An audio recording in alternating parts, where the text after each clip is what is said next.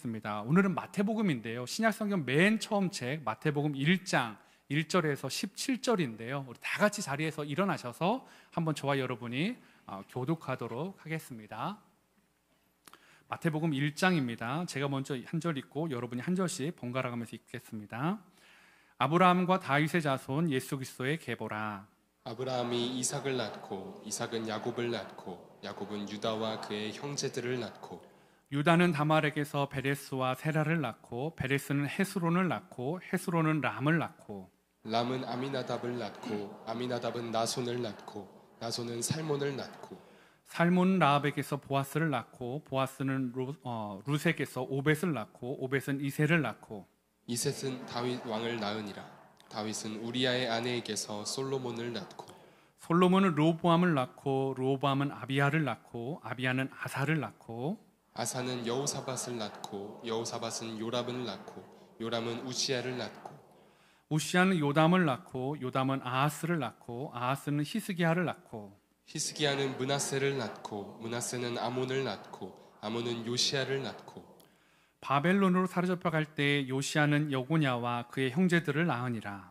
바벨론으로 사로잡혀간 후에 여고냐는 스알디엘을 낳고 스알디엘은 스룹바벨을 낳고 스룹바벨은 아비웃을 낳고 아비웃은 엘리야김을 낳고 엘리야김은 아소르를 낳고 아소르는 사독을 낳고 사독은 아킴을 낳고 아킴은 엘리웃을 낳고 엘리웃은 엘르아사를 낳고 엘르아사는 mat단을 낳고 mat단은 야곱을 낳고 야곱은 마리아의 남편 요셉을 낳았으니 마리아에게서 그리스도라 칭하는 예수가 나시니라. 함께 읽겠습니다. 그런즉 모든 대수가 아브라함부터 다윗까지 14대요 다윗부터 바벨론으로 사로잡혀 갈 때까지 14대요 바벨론으로 사로잡혀간 후부터 그리스도까지 14대더라. 아멘. 자리에 앉아주시기 바랍니다. 이 마태복음 1장 이 긴 장을 17절까지를 제가 읽은 이유는 사실은 좀 이 안에서 의미를 찾아보고 싶어서였습니다. 특별히 저희가 읽었던 부분은 족보 또 계보로 이렇게 기록되어져 있는데요. 족보가 아마 여러 가지 의미를 가질 겁니다. 어떤 가문에 대해서 의미가 조금씩 다르긴 하겠지만, 그런데 이 마태복음 1장을 설명하면서 팀 켈러 목사님이 이 자신의 책에서 이 족보를 특이하게 말씀하시더라고요. 그게 뭐냐면 이 족보는 이력서다라고 말씀하고 있습니다. 왜냐하면 이력서라는 게 그 사람이 어떤 사람인지를 보여주는 것처럼 이 족보도요, 나는 이런 사람입니다 라는 것을 보여주는 것이기 때문이었습니다. 그러니까 족보라는 게 무엇입니까? 어떤 집안의 혈통과 가문이 어떠한지, 또 자신에 관련된 사람들이 어떠한 사람들인지를 나타내는 게 족보인 것처럼 이 족보는 그래서 자신을 드러내는 것, 오랜 시간에 나는 이러한 풍습과 가풍과 가문 안에서 자랐습니다 라는 것처럼 이 이력서다라고 말해주고 있다라는 거죠. 그런데 이렇게 족보는 중요한 건데요, 계보는 중요한 건데, 이 계보를 보면서 되게 즐거워하시는 분들은 별로 없는 것 같습니다. 혹시 막 족보 보면서 너무 막 웃으시면서 막 무릎을 치시면서 막 감탄하시면서 혹시 보시는 분 계십니까? 그런 분은 저한테 연락 주시면 제가 사과를 하도록 하겠습니다. 저희 집에도 족보가 있거든요. 제가 해남 윤씨입니다. 해남 윤씨인데요, 저희 이제 본가에 가면 족보가 한 대여섯 건이 이렇게 있습니다. 그리고 이제 있는데 사실은 본 적이 거의 없습니다. 이제 최근에 저희 이제 할아버지가 몇 해 전에 소천하시면서 할아버지께서 그 족보를 이렇게 좀 현대판으로 좀 이렇게 CD로도 만드시고 내용을, 그다음에 책을 여러 개 이렇게 해가지고 잘 이렇게 편집을 해서 만드셨는데, 그때 제 할아버지가 너무 기뻐하시면서, 제가 이제 장손이거든요. 그러니까 지영아 이리 와봐라, 이거 봐봐라. 근데 사실 저는 그거 보고 싶은 마음 별로 없었어요. 뭐 봐도 누군지 잘 모르고, 근데 꼭 보라는 거예요. 자 봐라. 막 이렇게 이분이 뭐 어쩌고 저쩌고 하시는데 잘 귀가 안 들어요. 딱 근데 귀가 들어오는 게, 봐라, 네 이름이 여기 있다. 그때부터는 제가 여기 내 이름이 있구나. 그러면서 이제 제 딸들 이름도 있고, 또 아버지, 할아버지 이제 또 이렇게 성함과 함자가 있는 것들을 이렇게 보면서 이게 있구나라고 하면서 좀 거기에는 흥미가 잠깐 머물다가 이내 사그라들었습니다. 그리고 그때 이후로 다시 족보는 쳐다보지 않아요. 그러니까 그게 몇 권인지 잘 모르지 않습니까? 근데 많아요, 어쨌든. 근데 이 족보라는 것들이 이렇게 이제 제 개인적인도 그렇지만 성경의 족보도 이렇게 보시는 것 같아요. 대충 보시는 거죠. 누가 낳았구나. 굳이 뭐 거기를 깊게 보시려고 하는 분들은 없는 것 같습니다. 재미도 없고 의미도 뭐 찾기 쉽지가 않으니까요. 그런데 분명한 것은 이 마태복음이 말하는 족보는 우리가 어떤 사람인지 말해주는 무엇과 같다고요? 이력서 같다고요. 여러분, 이력서 볼 때 대충 보시는 분 있으세요? 어떤 회사나 어떤 가고 싶은 곳에 낼 때 이력서 대충 이렇게 쓰시는 분 없으시잖아요. 정말 가고 싶은 마음을 꾹꾹 담아서 막 쓰는 것처럼 사실은 이 이력서도요, 이 족보도요, 대충이 아니다라는 것입니다. 그래서 이 마태복음이 말하는 이 족보, 이력서라고 말하는 이 몇 가지 특징을 한번 좀 여러분하고 살펴보기를 원합니다. 이 예수님의 계보는 첫 번째 어떤 특징이 있냐? 혈연 중심이 아닙니다. 목사님, 족보는 혈연 중심 아닙니까? 낳고라고 하면 이게 혈연 중심인데 왜 혈연 중심이 아니라고 말씀하세요? 라고 생각하실 수도 있을 겁니다. 왜냐하면 계보라는 이 사전적 의미도 가문 및 혈통이 계승되어 온 연속성 또는 그 기록이라고 말하는 것처럼 혈통이 이어지는 것, 가문이 이어지는 것처럼 오늘 본문도 누가 낳고 누구를 낳고로 연결되어져 있기 때문에 혈연 관계처럼 보여진다라는 거죠. 아브라함이 이삭을 낳고 이삭은 야곱을 낳고 야곱은 또 누구를 낳고 또 낳다가 다윗이 나오고 예수님이 나오는 것까지 쭉 잘 연결된 혈통 같아 보입니다. 그리고 이 혈통에서 가장 중요한 사람을 맨 앞에 둡니다. 아브라함과 다윗입니다. 그래서 마태복음 1장 1절에는 아브라함과 다윗의 자손 예수 그리스도의 계보다라고 말하고 있다는 거죠. 이 계보 안에 가장 중요한 사람을 뽑자면 아브라함과 다윗의 자손이라고 대표할 수 있는 가장 이 가문에 빛나는 사람은 아브라함과 예수다라고 말하고 시작하고 있다는 것입니다. 그러면 이 아브라함과 다윗의 계보면 이 혈통이 엄연히 아브라함의 자손 예수, 다윗의 자손 예수, 예수님의 아버지 요셉과 혈연 관계입니까? 혈연 관계가 아닙니까, 여러분? 예수님과 아버지 요셉은 혈연 관계입니까? 아니죠. 우리가 아는 것처럼 예수님은 동정녀 마리아에게 잉태되셔서 그 혈연 관계를 굳이 인간계에서 찾으려면 누구에서 찾아야 됩니까? 마리아의 족보를 떼야 되는 겁니다. 사실 여기는 마리아의 혈연 관계가 있어야 하는 게 더 맞는데 여기에 보면 아브라함과 다윗의 계보를 하면서 예수님을 연결시키고 있다라는 것입니다. 즉 이것은 혈연 관계만을 드러내는 것이 아니다라는 거죠. 뭘 드러내는 것입니까? 이 족보는 혈연 관계가 아니라 법적으로 누구의 자손인지를 보여주는 건데요. 그 의미를 좀 볼 수 있는 게 갈라디아서 3장 16절인 것 같습니다. 이 약속들은 아브라함과 그 자손에게 말씀하신 것인데 여럿을 가리켜 그 자손들이라 하지 아니하시고 오직 한 사람을 가리켜 내 자손이라 하셨으니 곧 그리스도다. 이 말이 조금 낯설게 느껴지시는데 이 부분을 좀 쉽게 유진 피터슨이 이렇게 번역했습니다. 똑같은 갈라디아 3장 16절 제가 한번 이렇게 읽어드릴게요. 이제 약속이 아브라함과 그의 후손에게 주어졌습니다.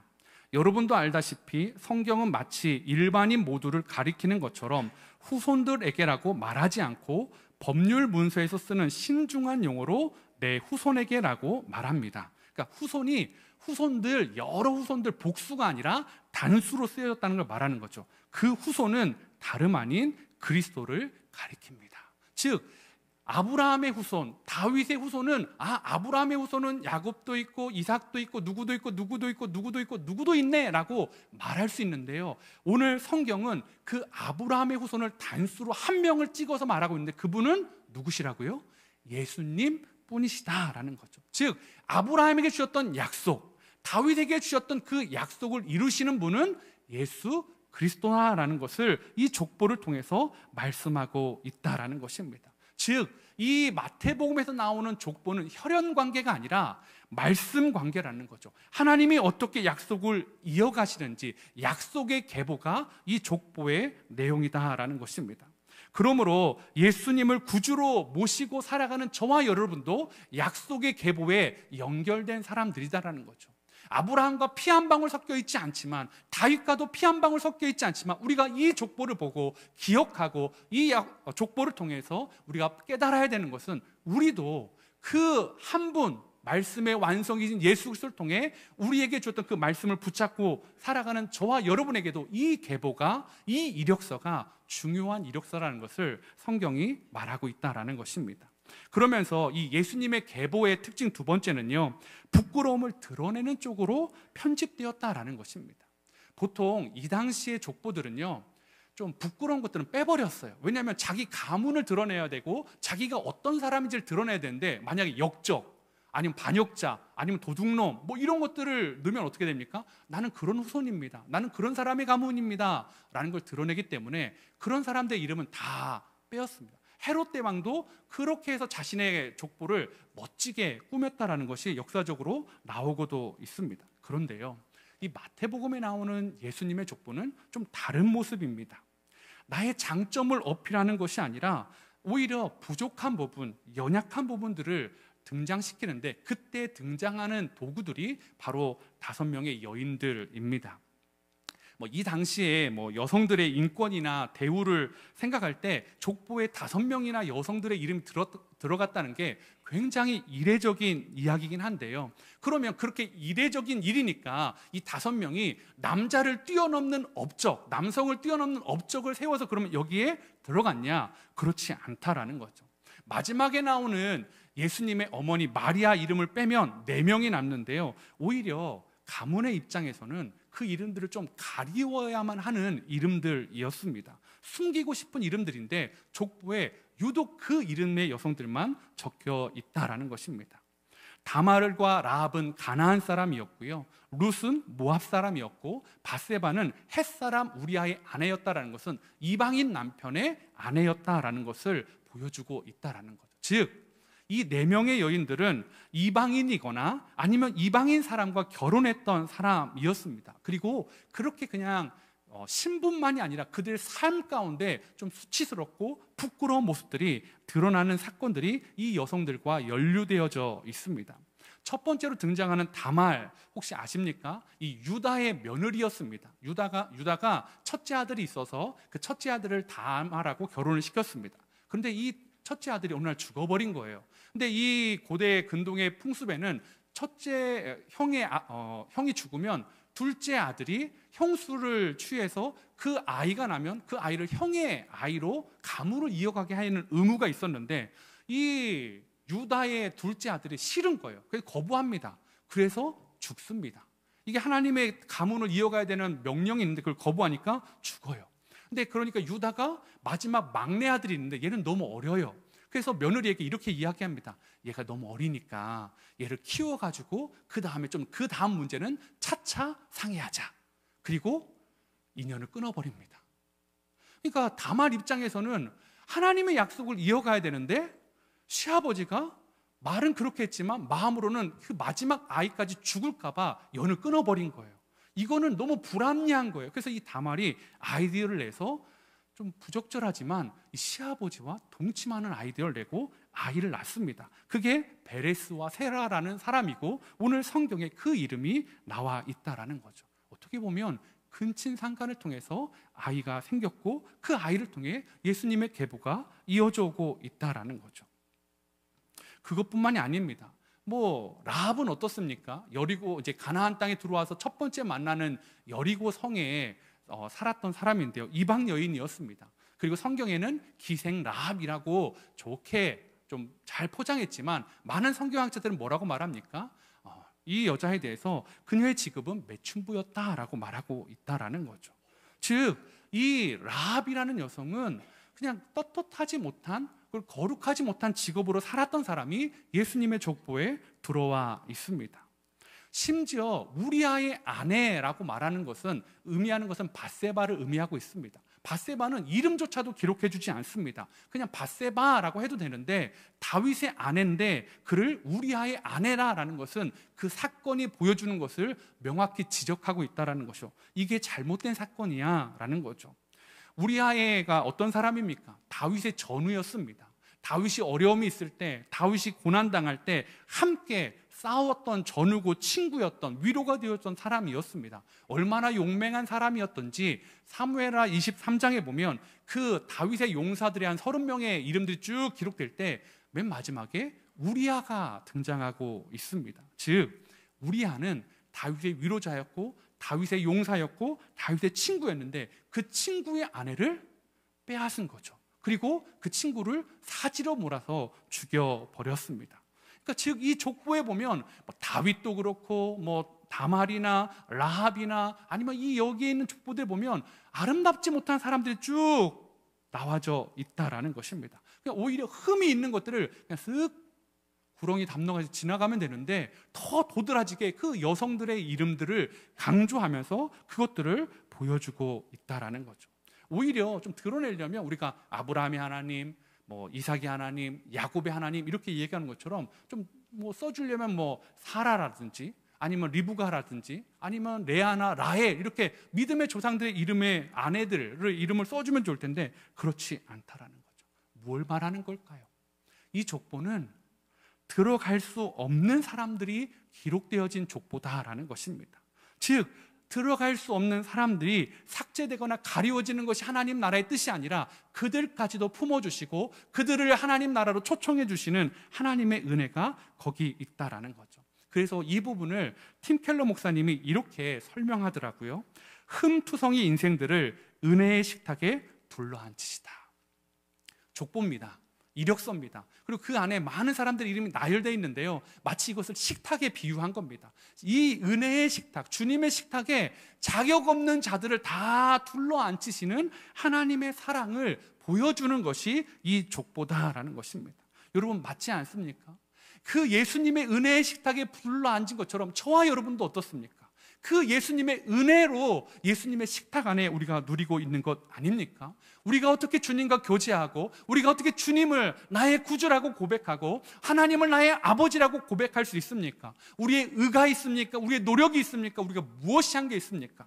우리가 없음에도 불구하고 주님이 먼저 너도 내 식탁으로 와라. 너도 내 식탁으로 와라. 그래서 주님이 이 땅에 오셨을 때에 많은 어떤 사람들을 부르셨습니까? 그 식탁에 창녀와 가난한 자와 세리와 죄인들을 부르셔서 그 은혜의 식탁을 채워가지 않으셨습니까? 사랑하는 성도 여러분, 예수님은요, 하나님은요, 우리를 부끄러워하시는 분이 아닙니다. 우리를 사랑하시는 분이고 우리의 연약함을 감싸주시고 식탁으로 초대해 주시는 분이지 너는 내 자녀로 부끄러우니까 이 식탁에 참여하지 마라라고 말씀하는 분이 아니시다라는 것입니다. 그 은혜로 저와 여러분이 식탁 안에 둘러앉아 있다라는 것입니다. 로마서 3장 22절에 이렇게 말합니다. 곧 예수 그리스도를 믿음으로 말미암아 모든 믿는 자에게 미치는 하나님의 은이 차별이 없느니라. 하나님의 의가 신분이나 거룩이나 어떤 차별이 아니라 그들을 그냥 초대해 주셔서 그들을 그냥 불러주셔서 그냥 너도 와라 너도 와라 내 은혜의 식탁에서 같이 먹고 누리자라고 말씀하고 있다라는 것입니다. 그래서 저와 여러분도 그 은혜의 식탁에 초대되어져 있다라는 것입니다. 여러분은 그 은혜의 식탁을 누리고 계십니까? 여러분은 그 은혜의 식탁 안에서 기쁨을 만끽하고 계십니까? 아니면 그 은혜의 식탁에 초대됐음에도 불구하고 여전히 고개 푹 숙이고 주님의 얼굴을 시선을 못 마주치고 나는 이래서 부족하고 나는 이래서 안 되고 그래서 혹시 주님과 시선을 맞추지 못하고 주님이 주시는 은혜를 같이 나누지 못하고 있는 건 아니십니까? 사랑하는 성도 여러분, 은혜의 식탁에 왔을 때는요, 주님이 다 아시고 불러주신 것입니다. 어떤 자격이나 능력이나 스펙이나 그것이 아니라 그냥 은혜로 말입니다. 그래서 저와 여러분이 이 은혜의 식탁을 12월 내내 예수님을 생각하면서 더 풍성히 누리시는 그런 은혜가 있기를 소망해 봅니다. 그러면서요, 이 은혜의 식탁에 초대된 우리가 기억해야 될 것 2가지 정도를 좀 나누려고 하는데요. 첫 번째는 하나님의 약속은 반드시 이루어진다라는 것입니다. 아브라함에게 주신 이 약속은 예수님이 이 땅에 오시면서 지금 이루어지고 있습니다. 아브라함을 통해서 또 이삭과 야곱과 낳고 해서 또 다윗을 지나고 다윗이 또 낳고 또 나와서 예수님께 이루기까지 수천 년의 시간이 흘렀다라는 것입니다. 그런데 아브라함은 그 약속을 받고도 보지 못했습니다. 중요했던 다윗도 그 약속을 보았지만 들었지만 그 약속을 볼 수는 없었다라는 겁니다. 그럼에도 많은 믿음에 기록된 사람들이 그 하나님의 약속을 반드시 이루어지를 믿고 기다리는 사람들이었다라는 것입니다. 그래서 예수님을, 그 말씀을 기다렸던 사람들, 특별히 우리 누가복음 2장 25절에서 26절에 보니까 시몬이라는 사람이 나옵니다. 어떤 사람이냐? 의롭고 경건하여 이스라엘의 위로를 기다리는 자, 성령이 그 위에 함께 계셨던 사람, 그가 하나의 메시지를 들었습니다. 어떤 메시지입니까? 네가 죽기 전에 네가 기다렸던 그 메시아를 네가 볼 것이다 라는 거죠. 근데 사실은 이때는요, 영적인 암흑기였습니다. 하나님의 선지자가 400년 동안 하나님의 말씀을 아무도 선포해 주지 않는 그 시대에 개인적으로 하나님의 말씀을 들은 거예요. 네가 죽기 전에 하나님의 말씀을 들을 거야. 하나님의 사람을 볼 거야. 그 예언한 그 메시지, 메시아를 볼 거야 라는 말씀을 듣고 성전에서 기다렸던 이 사람이요, 그 영적인 암흑기를 뚫고 오시는 예수님을 만났다라는 것입니다. 그 시몬만 그랬습니까? 이 누가복음 2장 25절 26절 다음에는 안나라는 84세의 고령의 여선지자가 나옵니다. 근데 그 여선지자도 성전에서 예수님을 만나고 있다라는 것입니다. 그러면 시몬과 안나만 그랬습니까? 아닙니다. 우리의 삶 가운데요, 너무나 많은 성경에서 유인들이요, 그리고 너무나 많은 성도님들이요, 여전히 우리를 뚫고, 우리의 시간과 우리의 공간을 뚫고 들어오시는 예수님을 만나고 있다라는 것입니다. 여러분의 삶에 하나님의 말씀은 반드시 이루어지십니까? 믿으십니까? 아멘입니다. 그런데요, 그게 안 믿어질 때가 있다라는 거죠. 언제요? 애굽에서 430년을 종살이한 사람들은요, 그것들이 하나님의 자신을 잊으신 줄 알았습니다. 하나님이 우리를 버리신 건 아닐까? 하나님 우리를 구원해 주신다는데 왜 우리를 이렇게 버려두신 걸까? 바벨론의 포로로 끌려갔던 사람들, 이 오늘 족보에 보면 바벨론 시대가 나오는데요, 그들도 하나님의 자신을 버렸다라고, 하나님의 약속은 이루어지지 않는가라는 의구심도 있었습니다. 그런데 그들이 알지 못하는 방법으로 하나님이 지금 일하고 계신다라는 것을 지금 이 족보가 말해주고 있다라는 거죠. 그들이 몰랐던 방법, 그들이 이해할 수 없었던 것, 그들이 보지 못했지만, 그러나 너희는 시간을 지나도 보아라, 내가 아브라함 때부터 지금까지 일하고 있는 하나님이다라는 거죠. 저와 여러분의 삶에도 하나님이 이렇게 일하신 줄 믿습니다. 보이지 않는 것 같아도, 일하지 않는 것 같아도 하나님은 우리가 인지하지 못하는 영역 밖에서 우리를 위해 일하시는 하나님이심을 믿으시기 바랍니다. 저희가 지난주에 우리 이삭 선교사님 모셔서요, 선교지의 근황들을 많이 들었지 않습니까? 절로 기도가 나왔습니다. 그러면서 나도 정말 저렇게 다시 복음의 열정을 가지고 저렇게 살아야 될 텐데 라는 생각을 많이 하면서 선교사님이 해줬던 많은 일들이 떠올랐습니다. 수만도 떠오르고요, 네뜨라도 떠오르고요, 찰스도 떠오르고요, 얼굴도 보지 못했던 사람들인데 왜 한 주간 그 사람들이 제 머릿속에 나가지 않는지 모르겠습니다. 여러분, 수만이라는 사람, 선교사님 말씀해 주셨잖아요. 네팔의 상위 1% 집안이었습니다. 그래서 풍족해서 더 누릴 게 없어서 술에 중독되고 마약에 중독되고 그냥 쾌락을 쫓아서 사는 삶이었는데, 그렇게 살아도 상위 1%의 집안이니까요, 뭐 먹고 사는데 무슨 문제가 있겠습니까? 근데 그 사람이 예수님을 만났습니다. 그러면 어떻게 변해야 됩니까? 예수님을 만났으니까 잘 살아야 되는 것 아닙니까? 예수님을 만났으니까 그 신두교 나라의 그 신두교 아버지에게 당당히 보여줄 수, 나의 하나님은 이러한 하나님이라고 보여줄 수 있을 정도로 잘 살아야 되는 것 아닙니까? 근데 어땠습니까? 실상은 가난하고요, 겨우 와가지고 태국에 와서 공부하는데요, 너무 외롭고요, 알코올 중독, 마약 중독에 후유증으로 정서적으로 불안하고요, 가족과 떨어져 있으면 나중에 2개월 남겨놓고 어떻게 해요? 자살을 기도하잖아요. 여러분, 그 모습이 어떻게 하나님을 선택한 사람들의 모습이라고 할 수 있겠습니까?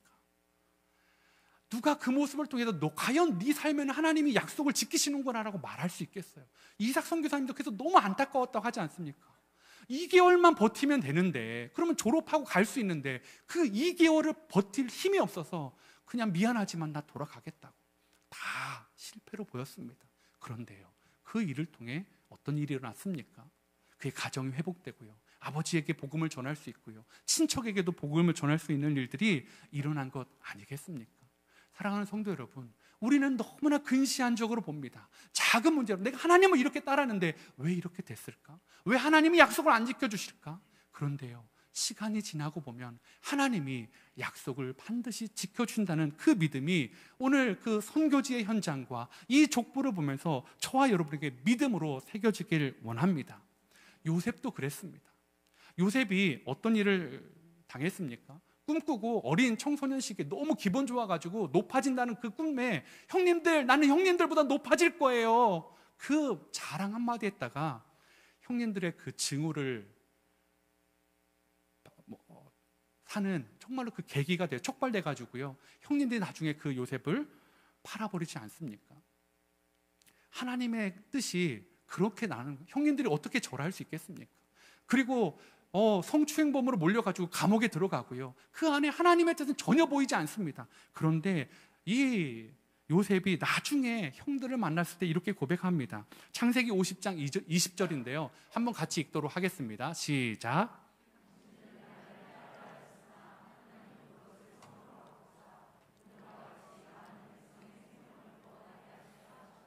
맞습니다.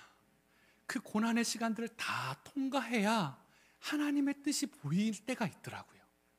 그 시간을 그냥 묵묵히 견뎌내야, 오해받고 억울하고 힘들지만 그 시간을, 억울한 시간들을 지나가야 돌아보면 하나님의 뜻이, 하나님의 은혜가, 하나님의 능력이 임하고 있다는 것을 보여줄 때가 있다라는 것입니다. 요셉만 그럴까요? 수만만 그럴까요? 우리 여기 있는 성도님의 삶도 그렇지 않습니까? 지나고 보니까 그 안에 하나님의 은혜가 있었다라는 것을, 하나님의 뜻이 이루어지고 있었다라는 것을 우리가 볼 수 있는 것 아니겠습니까? 하나님의 약속은 반드시 이루어짐을 믿으십니까? 근데 그 약속을요, 그냥 뚝뚝 띄어서 이루시는 분이 아니세요. 아브라함 뚝 띄고, 그 다음에 다윗 놓자, 그 다음에 예수, 나머지 중간에 사람들 크게 중요하지 않잖아, 빼버려. 이게 아닙니다. 족보는 연결되어져 있습니다. 누구는 누구를 낳고, 누구는 누구를 낳고, 하나님은요, 그 하나님의 약속을 사람을 통해서 이어가고 계신다라는 것입니다. 하나님의 생명의 사역은요, 그렇게 수치스럽고 부끄럽고 드러내고 싶지 않은 그 사람들을 통해, 그 죄인들을 통해 은혜의 식탁에서 변화되고요, 그들을 통해 일어나고 있다라는 것입니다. 사랑하는 성도 여러분, 저와 여러분이요, 이 12월 생명을 생산하는 사람들이 되었으면 좋겠습니다. 오늘 우리는 무엇을 낳아야 되겠습니까? 오늘 우리는 무엇을 낳고 있습니까? 오늘 낳고 낳아서 어디에 연결시켜야 됩니까? 예수 그리스도에게요. 오늘 이 한 해를 마무리하시면서요, 이 12월에 그래서 정말로 우리에게 연결된 예수를 통해 생명을 나아가는 저와 여러분 되시길 원합니다. 특별히 제가 주일학교 교사가 많이 부족하다고 한번 말씀을 드렸는데요, 진짜 심각합니다.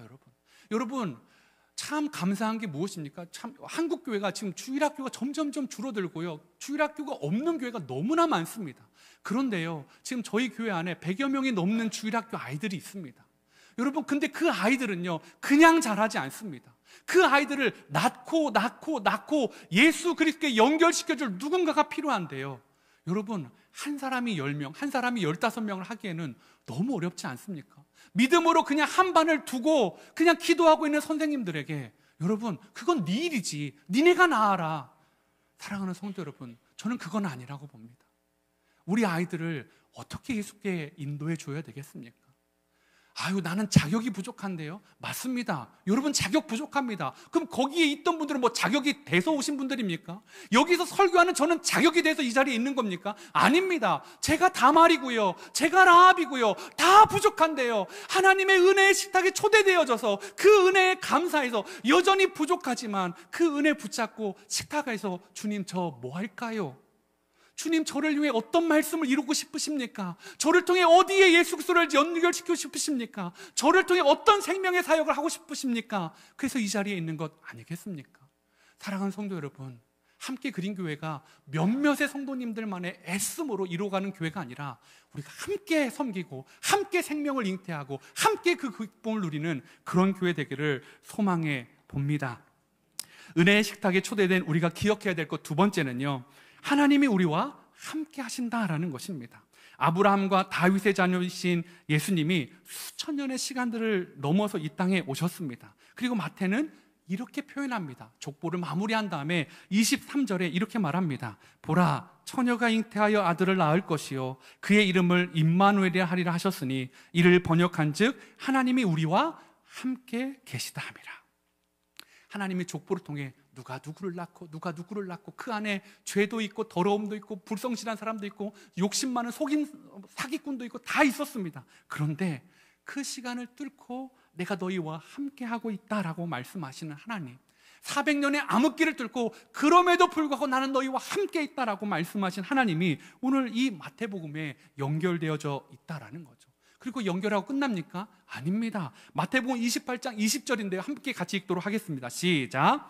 내가 너희에게 분부한 모든 것을 가르쳐 지키게 하라. 볼지어다 내가 세상 끝날까지 너희와 항상 함께 있으리라 하시니라. 마태가요, 마태복음을 마무리하면서 우리에게 전해주는 이야기는 또 하나입니다. 뭡니까? 주님이 세상 끝날까지 너희와 함께 있겠대요. 족보로 시작한 것도 그거였어요. 임마누엘이 하나님, 너희와 함께 계신 하나님. 그리고 예수님이 이 땅의 사역을 마무리하면서 주님이 마태에게 주셨던 그 이야기도 내가 세상 끝날까지 너희와 항상 함께 있으리라라는 것입니다. 여러분과 함께 하시는 하나님을 믿으십니까? 여러분과 함께 하시는 하나님을 보고 계십니까? 그 하나님을 만나는 은혜가 있기를 원합니다. 그 하나님과 함께 걸어가는 시간 되기를 원합니다. 제가요, 어제 신방을 갔는데, 새가족 신방 갔는데 아이가 막 장식을 좋아한대요. 막 집에 막 트리도 있고요, 메리 크리스마스도 있고요, 막 있는데요, 너무 좋더라고요. 사랑하는 성도님들, 예수님과 함께 하는 거 표현하셨으면 좋겠습니다. 집에 아이들과 함께 트리도 만드시고요, 아이들과 함께 정말 크리스마스 이 12월을요 정말로 주님의 사랑을 흘려보낸, 나와 함께 있는 하나님이 저 사람하고도 함께 있는데 그 사람을 위로하고 은혜의 식탁에 초대해야 되지 않겠습니까? 나만 누리고 아니면 그냥 세상처럼 흘러가는 것이 아니라 진짜 그 식탁을 풍성하게 꾸미고 나눌 수 있는 저희가 되기를 소망해 봅니다. 그래서요, 집에 조그만 트리도 좋고요, 메리 크리스마스도 좋고요, 정말로 주님, 오늘 우리 집을 주님과의 식탁으로 꾸며보겠습니다. 주님, 이곳에 저를 초대해 주셨는데 저도 저의 식탁에 주님을 초대합니다. 2023년 12월은요 어느 달보다 예수님과의 함께함이 임마누엘의 하나님으로 감사와 기쁨이 넘치는 그런 12월 되게 해주십시오라고 기도하며 나아가는 여러분 되시기를 소망해 봅니다. 이제 말씀을 마치겠는데요, 여러분, 이 마태복음의 족보는요 그냥 나랑 피 한 방울 섞이지 않는 저 먼 나라의 족보 맞습니다. 그런데 혈연 관계가 아니라고 제가 말씀드렸습니다. 이 이력서는요 우리가 드러내야 되는 것, 우리가 보여줘야 되는 것 무엇입니까? 예수 그리스도. 예수 그리스도와 함께하는 삶, 예수 그리스도의 말씀을 믿고 살아가는 삶을 우리 이력서에 보여주어야 됩니다. 여러분 12월 여러분의 이력서를 보낼 때 올 한 해 힘드셨잖아요. 안 됐던 것도 있고 실패한 것도 있고 기도의 응답이 더딘 것도 있고, 그럼에도 불구하고 여러분 너 뭘 보여줄 수 있니? 너와 예수님의 이력서는 넌 뭐니라고 할 때 나는 하나님의 약속을 믿어. 내 삶이 비록 이렇다 할지라도 나는 하나님의 약속을 믿어. 그리고 그 하나님이 나와 함께 계셔. 이 고백으로 이 12월 은혜 안에 거하시는 귀한 성도님 되시기를 축복합니다. 우리 시간에 아무것도 두려워하지 말라. 왜요? 주님이 함께 하시니까요. 우리 시간에 이 찬양으로 고백하며 나아가도록